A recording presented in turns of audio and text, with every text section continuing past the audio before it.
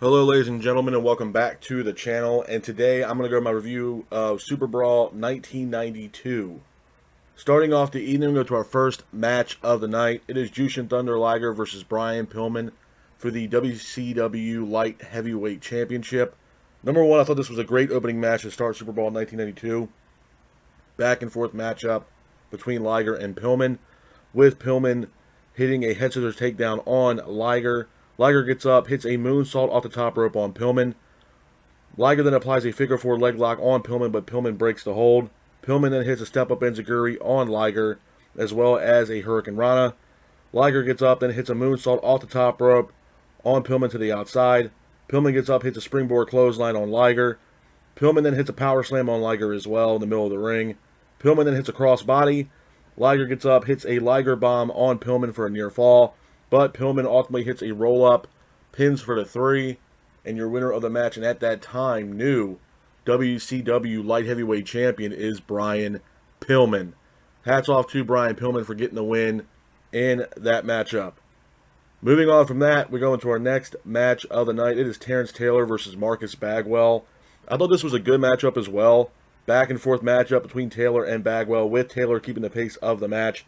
Taylor then hits a powerbomb on Bagwell for a near fall, but Bagwell ultimately hits a roll-up on Terrence Taylor, pins him for the 3, and your winner of the match is Marcus Bagwell. Hats off to Marcus Bagwell for getting the win in that matchup.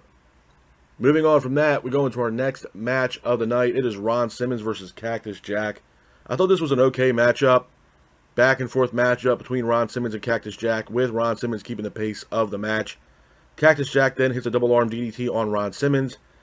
Cactus Jack then hits an elbow drop off the top rope on Ron Simmons to the outside.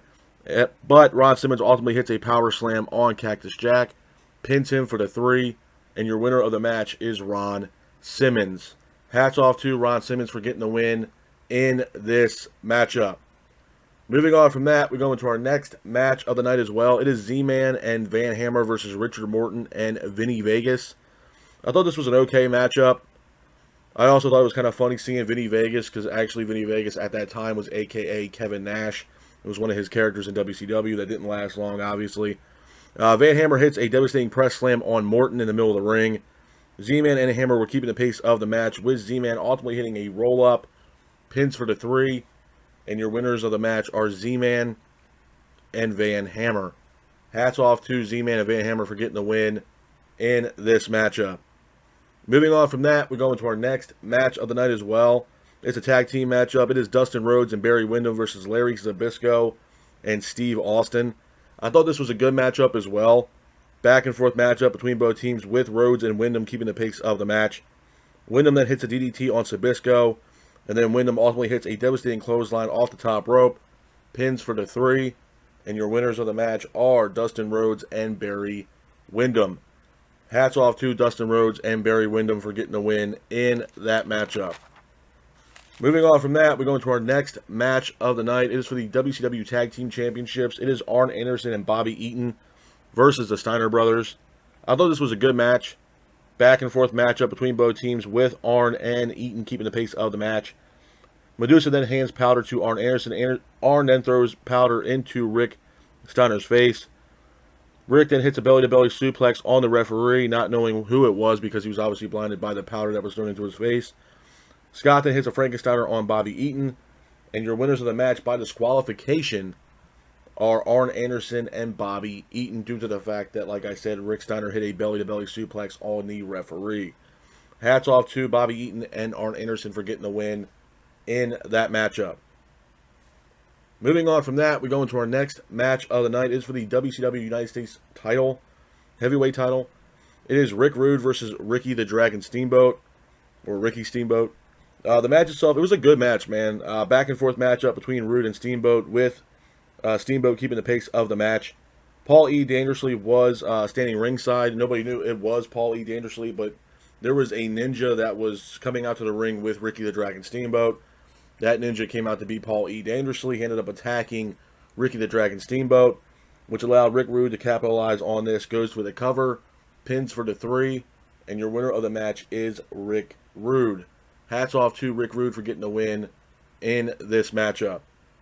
Moving on from that, we go into our next match of the night. It is the main event of Super Brawl 1992.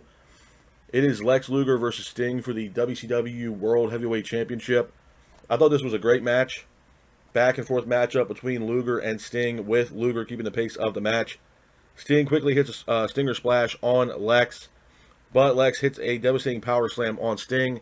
But Sting hits a crossbody on Lex Luger, pins him for the 3, and your winner of the match, and at that time, new WCW World Heavyweight Champion is Sting.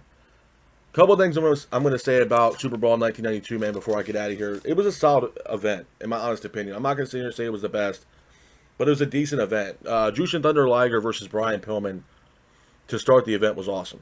I think, in my honest opinion, Brian Pillman was severely underrated in his in-ring career. Rest in peace to Brian Pillman. Jushin Thunder Liger, man, another guy that is severely underrated. Multi-time world champion over in Japan, especially in the Super Juniors. Fantastic athlete, man. Jushin Thunder Liger is an absolute legend in professional wrestling. Terrence Taylor versus Bagwell. It was a decent match. Bagwell ended up getting the roll-up and getting the victory in that match. Ron Simmons versus Cactus Jack. I was kind of hoping that Cactus Jack would have got the win in this matchup. But, Ron Simmons ended up hitting his signature power slam on Cactus Jack and got the victory. Z-Man and Van Hammer versus Richard Morton and Vinny Vegas. It was an okay match, but it was very lackadaisical. Like I said before, man, you're not going to get a great match out of the Z-Man. Dustin Rhodes and Wyndham teaming up against Sabisco and Steve Austin. It was a solid tag team matchup. But, I mean, there was nothing really there that was like, man, that was a really, really great match. It was a good match, but not the greatest. And obviously the main event, Lex Luger versus Sting, with Lex defending the World Heavyweight Championship against Sting. Obviously, there's a lot of history between Lex Luger and Sting at this time. Best friends, great tag team, partners in professional wrestling. And it told a great story, man. And, Sting picking up the victory in that match with the crossbody to secure the win and become the new world champion at that time. It was a solid main event, man, in my honest opinion. But as far as Super Brawl 1992, for me, a rating is concerned, I'm going to have to give Super Brawl 1992 probably a solid 5, maybe 5.5 at best, man. Like I said, it wasn't the worst WCW event I've ever seen, but it damn sure wasn't, it was one of those things where, the reason why I'm giving it a 5, 5.5 is basically due to the fact that how this card was booked.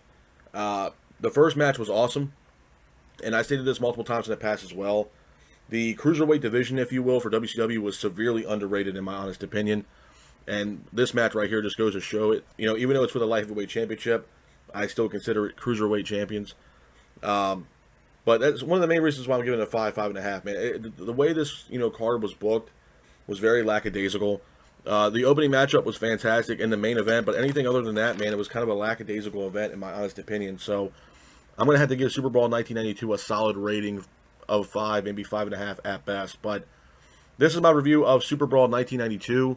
I hope you guys are out there staying safe. Be careful, and remember, stay classic. Peace.